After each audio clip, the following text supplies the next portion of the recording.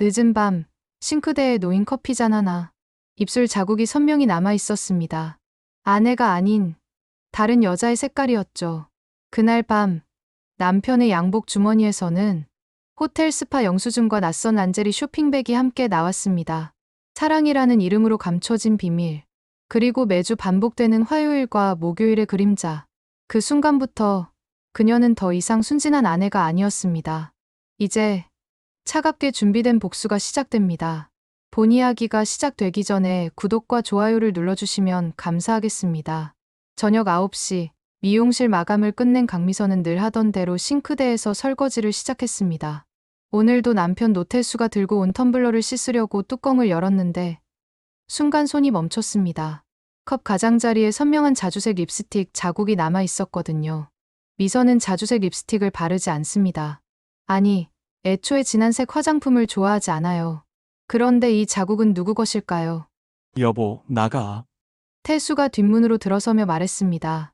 평소보다 강한 향수 냄새가 났어요. 미선은 고개를 돌려 남편을 바라봤습니다. 새하얀 와이셔츠 위에 말끔한 정장 재킷을 입고 있었죠. 머리도 평소보다 신경 써서 빗어 넘겼고요. 일 하나 더 잡혀서 늦을 것 같아. 사우나 좀 다녀올게. 몇 시쯤 들어올 건데? 글쎄, 12시 전에는. 태수는 양복상의 안주머니에서 작은 향수병을 꺼내 목과 손목에 뿌렸습니다. 미선은 그 모습을 유심히 지켜봤어요. 언제부터인가 태수는 외출할 때마다 향수를 챙겼습니다.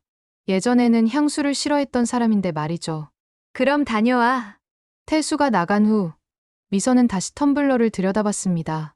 자주색 립스틱 자국이 더욱 선명하게 보였어요. 설마 하는 마음에 화장대로 가서 자신의 립스틱들을 꺼내봤습니다. 코랄 핑크, 로즈 베이지, 누드 브라운. 어느 것도 컵에 묻은 그 진한 자주색과는 거리가 멀었죠. 핸드폰에 알림이 떴습니다. 통신사에서 온 결합요금 청구서 안내였어요. 미선은 평소 습관대로 내역을 확인해봤습니다. 기본요금, 데이터 요금, 그리고 낯선 항목 하나, 숙박 앱 프리미엄 회원 자동 갱신 요금이었습니다. 미선은 그 앱을 사용한 적이 없었어요.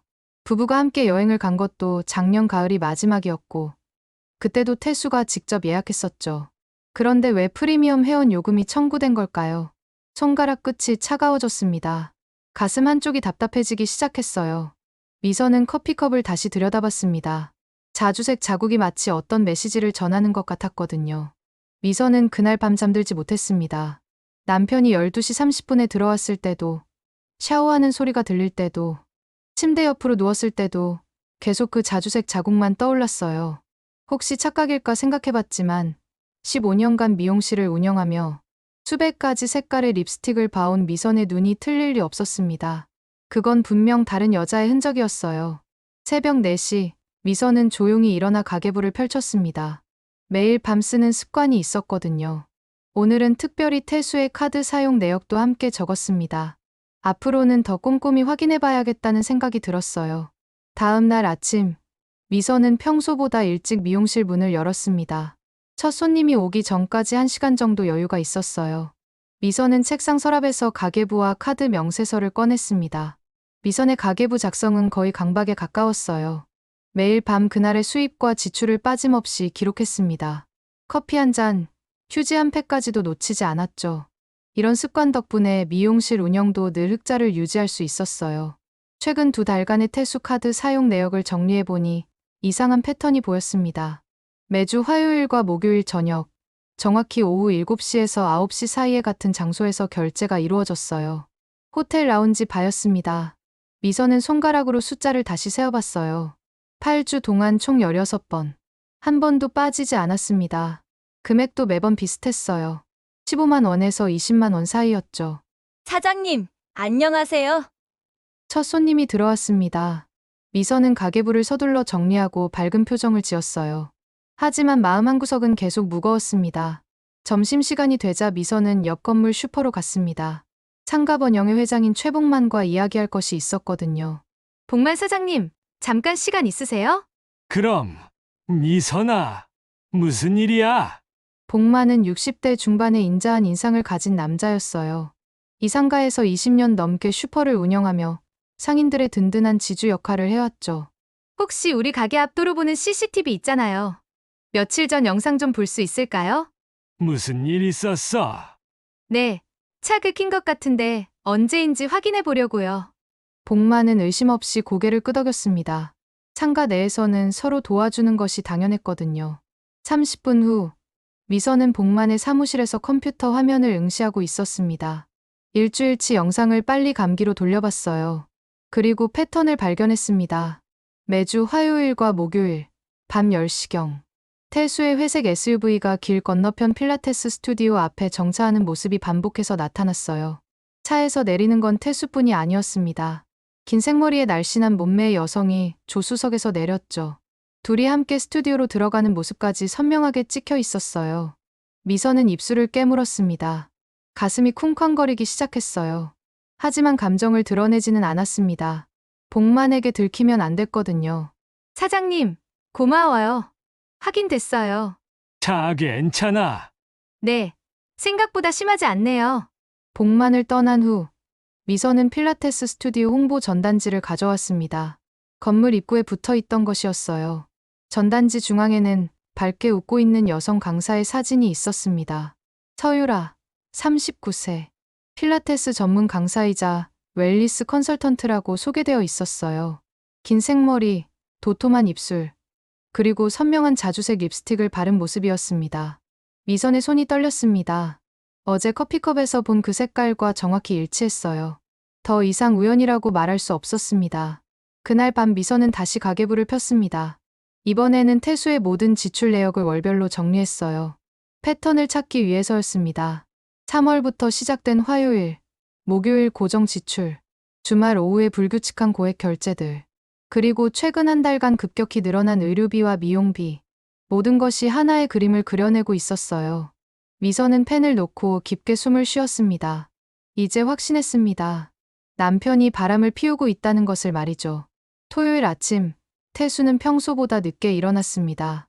전날 밤 늦게 들어와서였죠. 미선은 이미 세탁을 시작하고 있었어요. 여보, 빨래 넣어둘게. 그래. 태수가 욕실로 들어가자 미선은 그의 정장 재킷을 집어 들었습니다. 세탁하기 전에 주머니를 확인하는 것이 습관이었어요. 동전이나 영수증이 들어있으면 세탁기가 고장날 수 있었거든요. 바깥쪽 주머니에는 차 키와 지갑이 있었습니다. 안쪽 주머니를 뒤져보니 작은 향수병과 함께 접힌 영수증 2장이 나왔어요. 첫 번째는 호텔 스파 2인 패키지 영수증이었습니다. 어제 날짜로 찍혀 있었고 금액은 35만 원이었죠.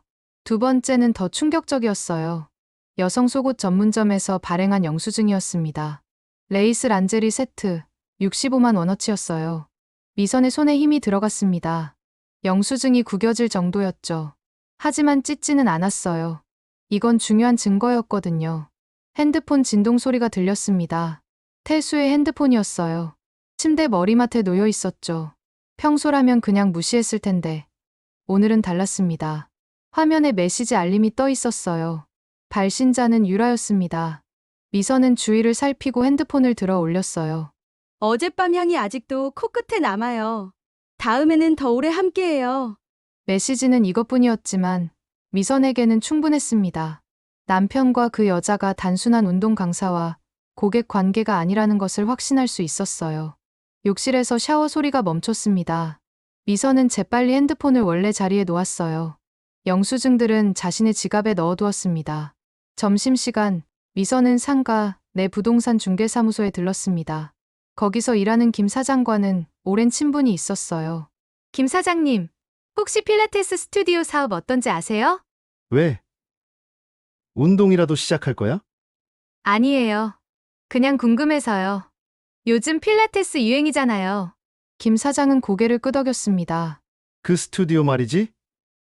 솔직히 좀 이상해. 필라테스 가르치는 건지, 다른 사업하는 건지 모르겠어. 무슨 뜻이에요? 고객들한테 스파 패키지를 같이 팔더라고. 그것도 엄청 비싼 걸로. 한 번에 몇십만 원씩 받는다던데. 미선의 눈빛이 날카로워졌습니다. 그런 게 합법인가요? 글쎄, 약관을 잘 써놓으면 문제 없겠지. 근데 환불은 거의 안 해준다던데. 그래서 민원이 좀 들어왔었어. 미선은 더 자세한 이야기를 들었습니다. 유라의 스튜디오는 단순한 운동시설이 아니었어요. 고객들에게 고가의 스파 패키지를 끼워 팔고 환불은 까다로운 조건으로 거의 불가능하게 만들어놨더군요. 혹시 그 약관 내용 알 수 있을까요? 왜? 제 친구가 등록하려는데 미리 확인해 보려고 할게요. 김 사장은 서류 더미에서 한 장의 종이를 꺼냈습니다. 여기 있어. 지난번에 민원인이 가져온 거야. 미선은 약관을 꼼꼼히 읽어봤습니다. 환불 조건이 정말 까다로웠어요. 7일 내에 서면으로 신청해야 하고 사용하지 않은 서비스에 대해서만 70%만 환불해준다고 되어 있었습니다. 더 중요한 건 스파 패키지 관련 조항이었어요. 제휴 호텔에서 제공하는 서비스인데 취소할 경우 위약금을 별도로 부담해야 한다고 명시되어 있었습니다. 정말 교묘하게 써놨네요. 그러게 말이야. 그래도 장사는 잘 되는 것 같던데? 미선은 약관을 사진으로 찍었습니다. 이것도 나중에 필요할 것 같았거든요. 집으로 돌아온 미선은 조용히 앉아 생각에 잠겼습니다. 남편의 배신은 이제 확실했어요. 하지만 어떻게 대처해야 할지 막막했습니다. 감정적으로 따지고 들자니 자존심이 상했고 그렇다고 모른 척하자니 너무 억울했어요. 무엇보다 그동안 성실히 모은 재산이 걱정됐습니다. 미선은 노트를 꺼내 지금까지 알아낸 사실들을 정리했습니다. 립스틱 자국, 화목요일 패턴, CCTV 영상, 호텔 영수증, 스파 패키지, 그리고 문자 메시지까지. 점점 그림이 완성되어 가고 있었어요. 이제 다음 단계를 준비해야 했습니다. 월요일 오후, 미선은 시내 법무법인을 찾았습니다. 인터넷으로 검색해서 이혼 전문 변호사를 찾아낸 것이었어요. 정다혜 변호사는 40대 중반에 차분하고 냉철한 인상을 주는 여성이었습니다. 어떤 일로 오셨는지 말씀해 주세요. 미선은 지난 일주일간 정리한 자료들을 책상 위에 펼쳐놓았습니다. 영수증들, CCTV 영상 캡처, 메시지 스크린샷, 그리고 가계부까지. 정다혜의 표정이 점점 진지해졌어요. 정말 꼼꼼하게 정리해 오셨네요. 이 정도면 불륜의 정황 증거로는 충분합니다. 그럼 이혼 소송에서 이길 수 있을까요? 정다혜는 잠시 자료들을 다시 살펴본 후 말했습니다. 가능합니다. 하지만 지금 당장 감정적으로 행동하시면 안 돼요. 더 확실한 증거를 모으고 재산 관계도 정리해야 합니다. 정다혜는 3가지 원칙을 제시했습니다. 첫째, 당분간은 남편에게 들켰다는 티를 내지 말 것. 증거 인멸의 여지를 줄 수 있었거든요. 둘째, 모든 재산 목록을 정확히 파악할 것. 미용실, 예금, 부동산, 모든 것의 명의자와 취득 경위를 명확히 해야 돼요. 셋째, 상대방의 잘못을 입증할 수 있는 객관적 증거를 더 확보할 것. CCTV나 영수증 같은 것들 말이죠. 특히 재산 분할에서 불이익을 당하지 않으려면 미용실이 부인의 단독 사업이라는 점을 명확히 해야 합니다. 혹시 사업자 등록이나 임대차 계약서는 누구 명인가요? 전부 제 명의예요. 7년 전 재혼할 때 남편이 사업에는 관여하지 않겠다고 했거든요. 다행이네요. 그럼 미용실은 부인의 고유 재산으로 인정받을 가능성이 높습니다. 정다혜와의 상담은 2시간 넘게 이어졌습니다. 미선은 머릿속이 정리되는 느낌이었어요. 이제 감정이 아닌 전략으로 접근해야 했습니다. 상담을 마치고 나오는 길에 미선은 다시 상가로 들렀습니다. 김 사장에게서 들은 필라테스 스튜디오 이야기를 더 자세히 알아보고 싶었거든요. 혹시 그 스튜디오 체험해본 사람 있나요? 있지. 우리 상가 미용실 하는 박 사장이 한번 다녀왔는데 돈만 날렸다고 하더라고. 미선은 박 사장을 찾아갔습니다. 같은 업종이라 평소에도 서로 안부를 묻는 사이였어요. 언니, 그 필라테스 스튜디오 어땠어요? 박 사장은 한숨을 쉬었습니다. 아, 정말 후회해. 체험 한번 받으러 갔다가 몇십만 원짜리 패키지 끊게 됐어. 그 강사가 말이 너무 달콤하더라고. 패키지가 뭔데 그렇게 비싸요? 필라테스랑 호텔 스파를 같이 묶어서 파는 거야. 일주일에 2번 필라테스 하고 나서 호텔 가서 마사지 받고 식사하고 그런 거. 처음엔 좋아 보였는데 막상 해보니 시간도 안 맞고. 박 사장은 계속해서 불만을 쏟아냈습니다. 환불을 요청했지만 온갖 핑계로 미뤄졌다고 했어요. 결국 위약금까지 물고 절반도 못 돌려받았다고 했습니다. 그 강사 이름이 유라였나? 맞아. 서유라. 참 예쁘게 생겼는데 속은 시커멓더라고. 미선은 더 자세한 이야기를 들었습니다. 유라는 주로 중년 남성 고객들을 대상으로 이런 고가 패키지를 팔았다고 했어요. 일대한 개인 레슨을 해준다며 유혹한 다음 호텔에서 만나자고 제안하는 것이 그녀의 수법이었습니다. 그런 식으로 장사해도 되는 거예요? 글쎄, 불법은 아니겠지? 하지만 도덕적으로는 좀 그렇지? 미선은 이제 전체적인 그림이 보이기 시작했습니다. 유라는 단순히 남편과 바람을 피우는 것이 아니었어요.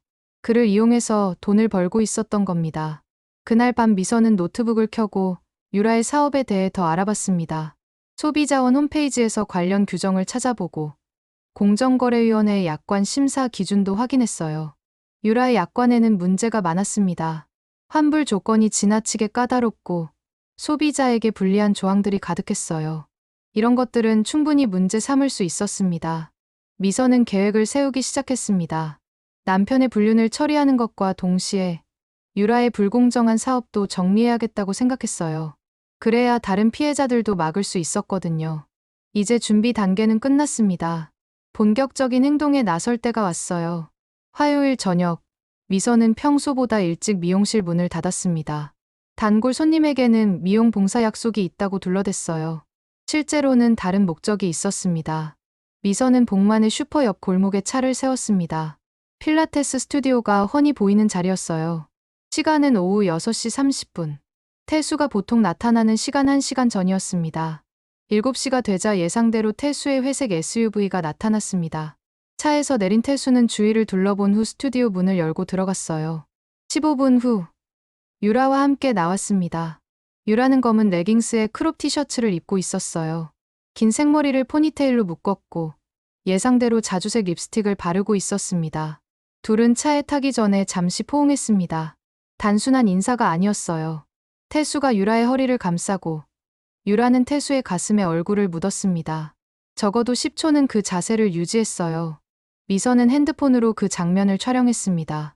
공개된 장소에서 일어난 일이니까 불법 촬영이 아니었어요. 더구나 길 건너편에서 찍은 것이라 충분히 합법적인 증거가 될 수 있었습니다. 차량이 출발한 후 미선은 태수의 동료인 이 과장에게 전화했습니다. 가끔 미용실에도 와서 머리를 하는 단골이었어요. 과장님, 안녕하세요. 미선이에요. 아, 사장님. 무슨 일이세요? 혹시 태수가 요즘 회사 법인카드 쓰는 일이 있나요? 집에서 영수증을 봤는데. 이 과장은 잠시 망설이다가 대답했습니다. 사실 그것 때문에 좀 걱정이었어요. 요즘 태수 형이 법인카드로 개인적인 식사를 자주 결제하더라고요. 회사 규정상 문제가 될 수 있는데 어떤 곳에서요? 주로 호텔 라운지, 바 같은 데서요. 고객 접대라고 하는데 보고서에는 올라오지 않고 있어서. 미선의 추측이 맞았습니다. 태수는 유라와의 데이트 비용을 회사 법인카드로 결제하고 있었던 거예요. 이건 명백한 회사 규정 위반이었습니다. 과장님, 혹시 그런 것들이 감사에 걸리면 어떻게 되나요? 최소 징계, 심하면 해고까지 갈 수 있어요. 요즘 회사에서 컴플라이언스를 엄격하게 관리하거든요. 미선은 중요한 정보를 얻었습니다. 이제 태수의 약점이 하나 더 생겼어요. 전화를 끊은 후 미선은 복만을 찾아갔습니다. 사장님, 지난번 CCTV 영상들 좀 더 볼 수 있을까요? 또 무슨 일이야? 차 문제가 좀 더 복잡해서요. 복만은 의심 없이 사무실 문을 열어줬습니다. 미선은 지난 2달간의 영상을 차근차근 확인했어요. 태수와 유라가 만나는 패턴을 정확히 파악하기 위해서였습니다. 영상들을 보니 더 충격적인 사실이 드러났습니다. 두 사람은 스튜디오에서 나온 후 매번 같은 호텔로 향했어요. 그리고 3시간 후쯤 태수 혼자 나왔습니다. 유라는 다음날 아침에야 택시를 타고 나왔어요. 미선은 모든 날짜와 시간을 꼼꼼히 기록했습니다. 총 16번의 만남. 매번 똑같은 패턴이었어요. 이 정도면 단순한 우연이 아니라 지속적인 관계라는 것을 충분히 입증할 수 있었습니다. 집으로 돌아온 미선은 오늘 촬영한 영상과 함께 모든 증거들을 정리했습니다. 이제 결정적인 순간이 다가오고 있었어요. 밤 11시, 태수가 집에 돌아왔습니다. 평소와 다름없이 샤워를 하고 침대에 누웠어요. 미선은 아무것도 모르는 척 평상시처럼 행동했습니다. 하지만 마음속으로는 내일 할 일들을 정리하고 있었어요. 이제 감정을 숨기고 기다리는 시간은 끝났습니다. 본격적인 반격을 시작할 때가 온 거죠. 수요일 아침, 미선은 평소보다 더 일찍 일어났습니다. 태수가 출근한 후 곧바로 컴퓨터 앞에 앉았어요. 어젯밤 정리한 자료들을 바탕으로 몇 가지 신고서를 작성해야 했습니다. 첫 번째는 태수 회사의 윤리 제보 채널이었어요. 회사 홈페이지에서 찾은 온라인 신고, 양식의 법인카드 개인 사용 내역을 상세히 기록했습니다. 호텔 라운지 바 결제 영수증들을 스캔해서 첨부했고, 날짜와 금액도 정확히 명시했어요. 특히 개인적인 만남을 회사 업무로 위장한 점을 강조했습니다. 보고서에 올라가지 않은 접대비 처리, 업무 시간 외 사적 모임의 법인카드 사용 등 명백한 규정 위반 사항들을 나열했어요. 두 번째는 소비자원에 대한 질의였습니다. 유라의 필라테스 스튜디오 약관을 첨부하며 환불 규정의 적절성을 문의했어요. 특히 스파 패키지와 운동 서비스를 억지로 묶어서 파는 방식이 소비자에게 불리한지 확인하고 싶다고 했습니다. 세 번째는 공정거래위원회 신고였어요. 약관의 불공정성과 함께 허위과장 광고 의혹도 제기했습니다. 필라테스 강사가 개인적인 서비스까지 제공하는 것처럼 오해를 불러일으키는 마케팅을 하고 있다고 신고했어요. 모든 신고서를 발송한 후 미선은 잠시 의자에 기대 앉았습니다. 이제 시작이었어요. 곧 태수와 유라에게 현실의 무게가 떨어질 것이었습니다.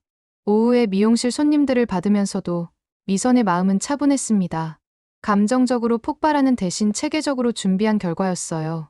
이제 기다리기만 하면 됐습니다. 저녁 7시, 태수가 집에 들어왔습니다. 평소보다 표정이 어두웠어요. 여보, 무슨 일 있어? 아니야, 별일 없어. 하지만 태수의 표정을 보니 회사에서 뭔가 있었다는 것을 알 수 있었습니다. 아마 감사팀에서 연락이 왔을 거예요. 요즘 너 왜 이래? 자꾸 의심하고. 태수가 갑자기 공격적으로 나왔습니다. 전형적인 가스라이팅이었어요. 자신의 잘못을 상대방의 탓으로 돌리는 수법이었죠. 나 의심한 적 없는데? 무슨 소리야? 아니야, 요즘 나보는 눈빛이 달라. 뭔가 의심하는 것 같아. 미선은 침착하게 대답했습니다. 그냥 피곤한가 봐. 미용실 일이 좀 바빠서. 태수는 더 이상 말하지 않고 소파에 앉았습니다. 하지만 계속 핸드폰을 만지작거리며 불안해하는 모습이었어요. 미선은 부엌으로 가서 차를 끓였습니다. 그리고 조용히 자신의 지갑에서 호텔 스파 영수증과 란제리 구매 영수증을 꺼냈어요. 태수의 핸드폰에서 캡처한 메시지 사진도 함께 가져왔습니다. 여보, 차 마셔. 미선이 차를 건네주며 영수증들을 테이블 위에 조용히 놓았습니다. 태수는 처음에는 차만 보다가 테이블 위에 종이들을 발견했어요.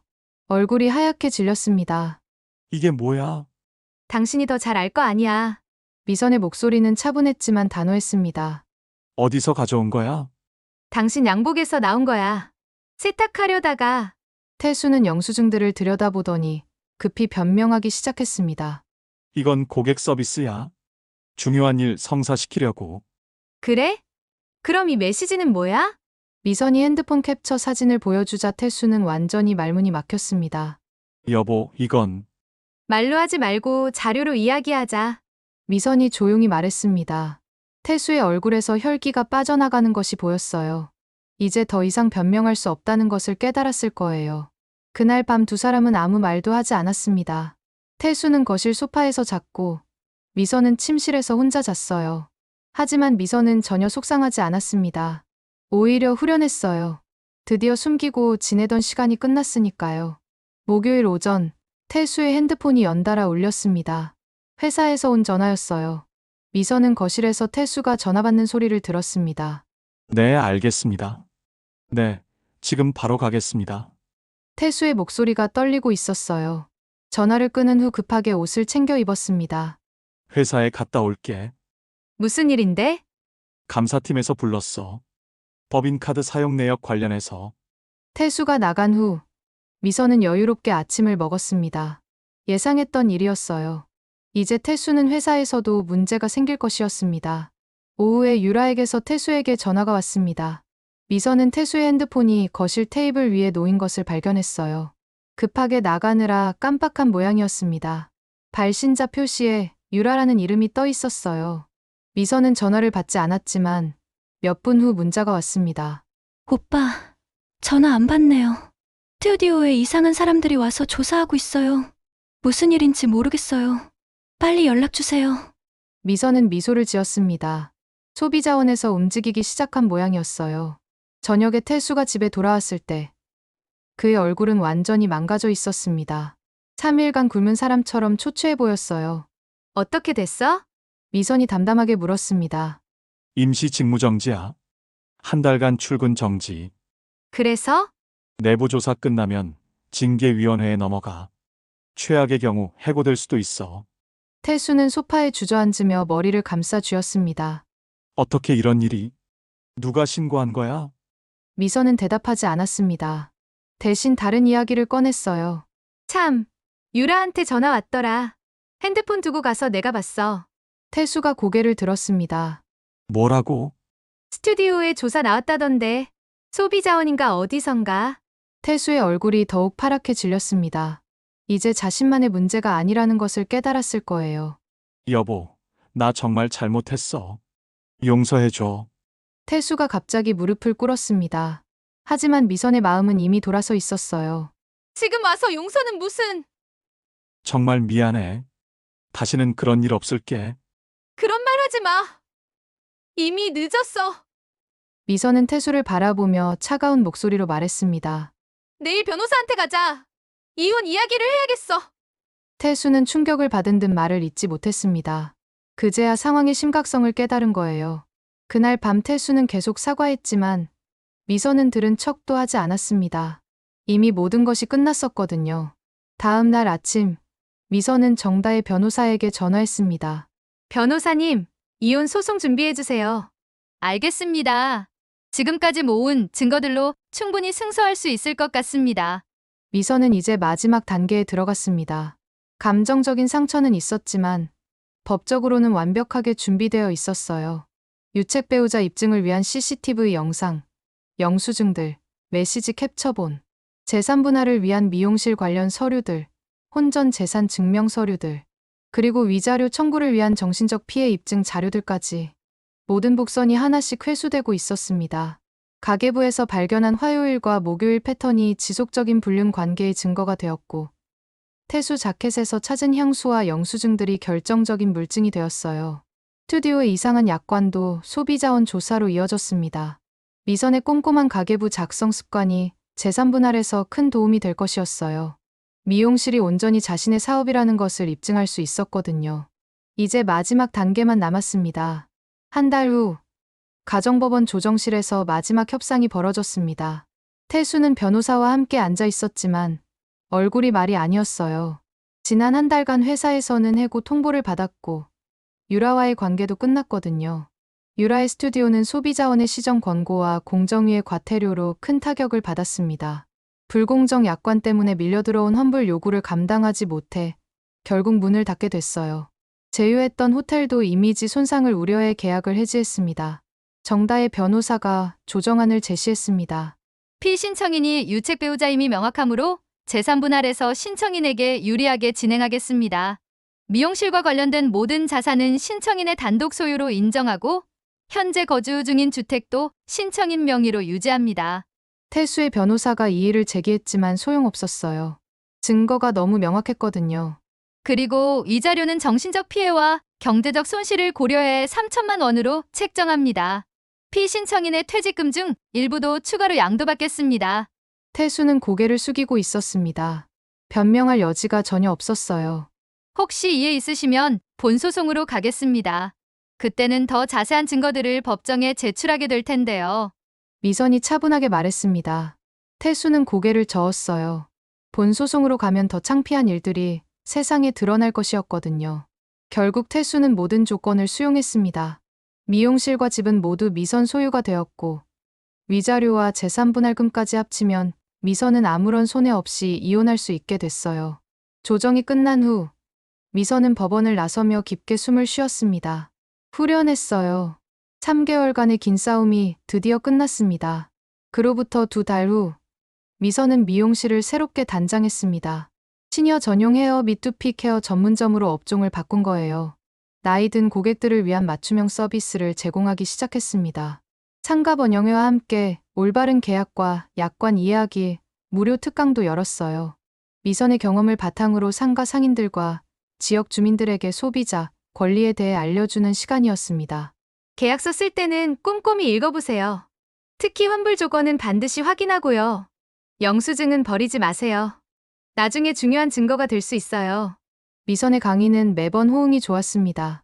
실제 경험을 바탕으로 한 생생한 내용이었거든요. 어느 가을날 저녁, 미선은 새로 달린 간판을 올려다봤습니다. 미선 시니어 헤어케어 전문점이라는 깔끔한 글씨가 적혀 있었어요. 복만이 지나가다 말을 걸었습니다. 간판 예쁘게 잘 뽑았네. 요즘 손님들 반응도 좋다면서. 네, 사장님. 다행히 입소문이 나서 예약이 밀려 있어요. 그나저나 태수는 어떻게 됐대? 글쎄요. 연락이 끊겼어요. 미선은 담담하게 대답했습니다. 태수가 어떻게 지내는지 궁금하지도 않았어요. 이미 자신의 인생에서 완전히 지워버렸거든요. 그래도 잘 정리한 것 같아. 참 꼼꼼하게 처리했더라. 해야 할 일을 했을 뿐이에요. 미선은 간판을 다시 한번 바라봤습니다. 그리고 조용히 중얼거렸어요. 사랑은 떠나도 내 삶의 계산서는 내가 적습니다. 새로운 시작이었습니다. 이번에는 오롯이 자신만을 위한 인생이었어요. 더 이상 누구를 의심하거나 눈치 볼 필요가 없었습니다. 미선은 가게 문을 잠그고 집으로 향했습니다. 내일도 새로운 손님들이 기다리고 있을 거예요. 그들에게 아름다운 머리를 만들어주고 때로는 인생 상담도 해주면서 보람찬 하루를 보낼 것이었습니다. 복수는 감정적으로 하는 것이 아니라 차갑고 정확하게 하는 것이라는 걸 미선은 배웠어요. 그리고 그 방법이 결국 가장 완벽한 사이다였다는 것도 깨달았습니다. 강미선의 이야기는 이렇게 끝났습니다. 하지만 새로운 시작이기도 했어요.